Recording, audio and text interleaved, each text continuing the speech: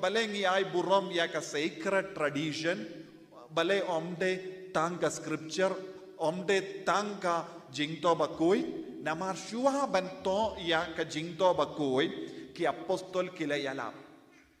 Syuha banginyo ya ka ne ka Bible, ngidon ki jingyalap.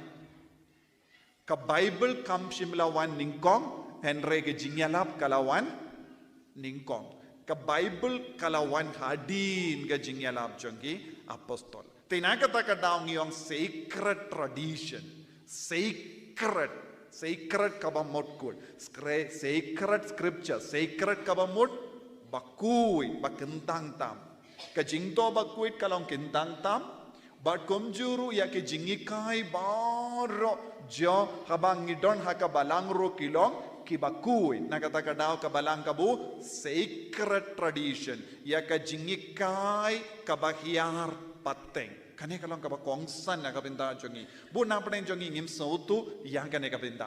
Buna pa rin jongi ngiparkat tangga jingto bakuy marwe. But bun gibri kikili hangno kadon kane kanong rim jong kane ka jingle niyam jongi.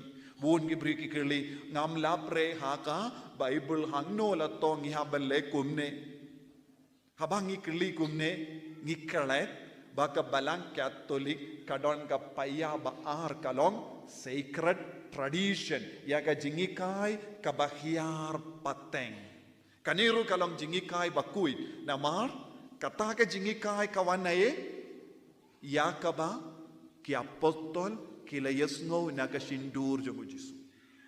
Naka jingkan mau jongi. Naka tagadaw larangi faith haki scripture haka jingto bakuy ru kalato kumne ya ka bang ila yesngo ya ka bang ila yo I ya ka bang yomad ya ka ba ngi im ngi yalap syapi.